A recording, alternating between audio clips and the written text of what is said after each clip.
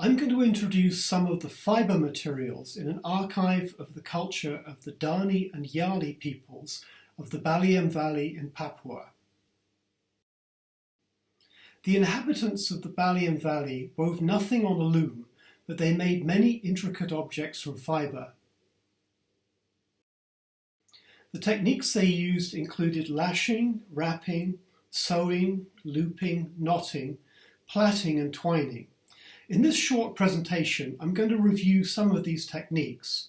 The field photographs that you're going to see were taken in the 1980s by the late Dr. O.W. Hampton, who also assembled the archive. Rattan was a very important binding material in the Baliem Valley. Strips of it were used for making fencing, for example. Fencing is essential for farming peoples for keeping animals away from crops.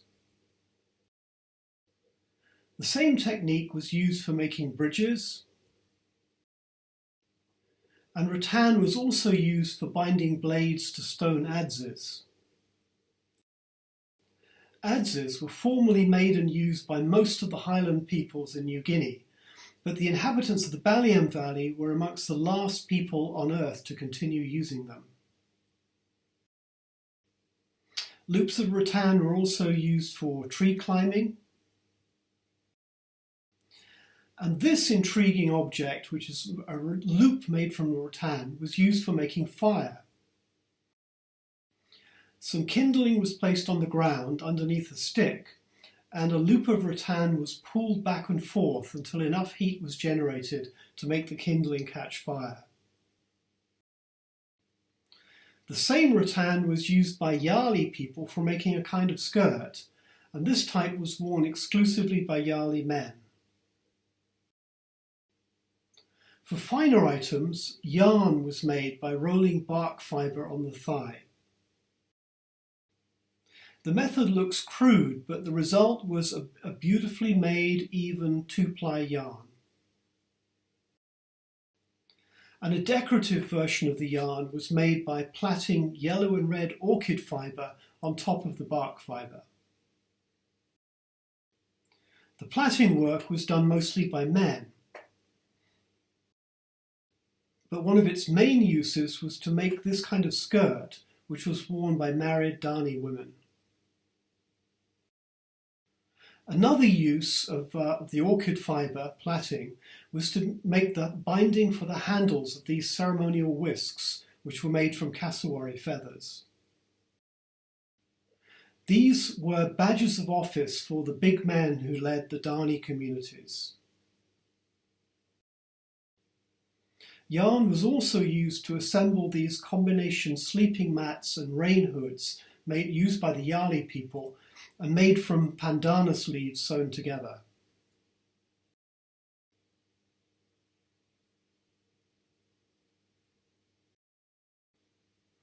The most important use for yarn, however, was for making these net bags, which were an item of dress for women in the highland region and used for carrying tools and agricultural produce to and from the fields.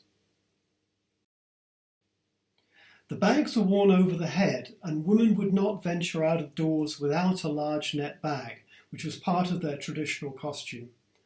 Up to 5 of these bags could be worn at the same time, and women would return from the fields with bags loaded with produce.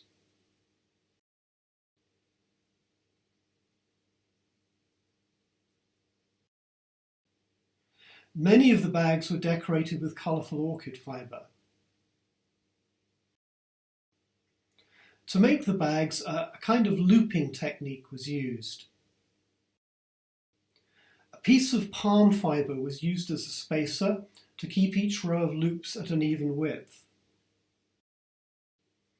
And the loops were formed in a figure of 8 fashion, and the bag was constructed in a spiral fashion.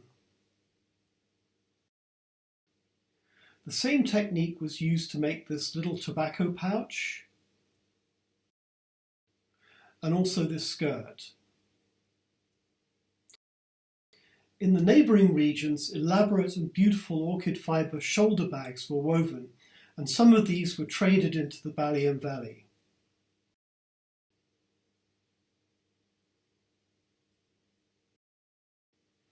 This small bag, for example, was used to hold a tool kit.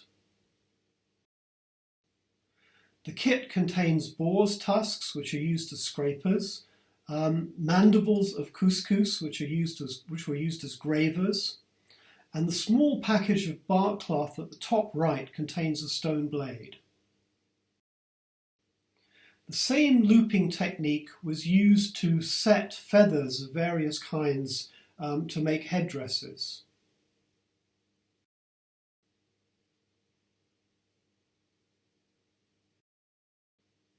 So this headdress, for example, is decorated with parrot feathers and couscous fur set into a looped binding decorated with orchid fibre.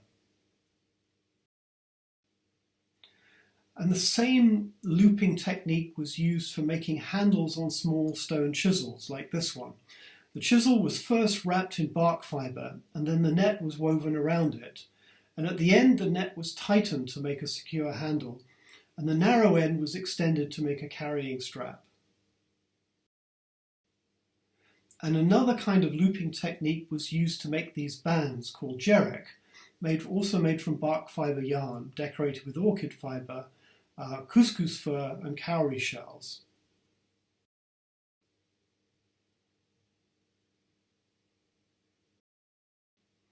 These bands have no practical use, but they were a form of wealth that was exchanged at ceremonial occasions, mainly at funerals.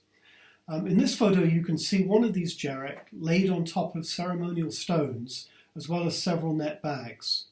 These will be distributed amongst funeral attendees at the end of the ceremony. Gifts and counter-gifts create a web of obligations amongst the Dani, and these objects could circulate amongst families for decades. Decorative armbands were plaited by men, and sometimes they were made in situ on the wrist or an arm. These are examples also decorated with orchid fibre. And string was used as the basis for skirts of various kinds, made by knotting reed or palm fibre onto a cord. This skirt is being worn by a young Dani girl. And this is the style of skirt that was worn by Yali women.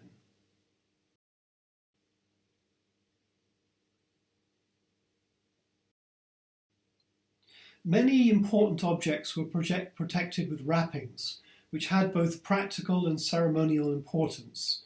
So, for example, this is a ball of salt being wrapped up. This was an important trade item in the Baliem Valley. And this is the same salt ball 40 years later in the Hampton Archive. This object is a parcel of tobacco made into a form suitable for gift giving or trade. And nearly all objects that were important for ceremonial reasons were wrapped in some kind of covering. This is a sacred bundle containing 2 stone blades. And this is another sacred bundle wrapped in bark cloth, which contains 3 talismans: a round stone, a triangular stone, and a fossil ammonite. This sacred bundle is wrapped in 2 kinds of bark cloth, a dark brown and a paler colour, and is bound with plaited twine. And inside there are 2 dried pig's tails, which are souvenirs of funeral ceremonies, some cowrie shells, and 2 boar's tusks. But the main item is an important ceremonial polished stone. There are several examples of wealth stones and sacred stones in the Hampton Archive. This large greenish stone is a type of schist that the Dani called pibit, and the centre section is wrapped in yellow orchid fibre.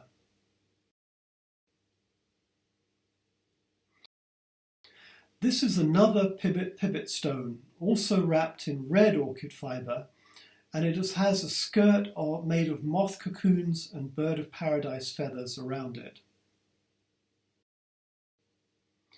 Though the Dani and Yali, as I mentioned, did not possess any kind of loom weaving, Fibre was very much part of their lives and they were experts in using it. It's also interesting to see how many stone objects, which are normally found bare in the archaeological record, were in actual life associated with various kinds of wrappings, fibre bindings, handles and decorations of various kinds. So thank you very much for watching. This is the team that has done the work so far on conserving this archive, and we hope to have a catalogue available of the material sometime next year. Thanks for watching.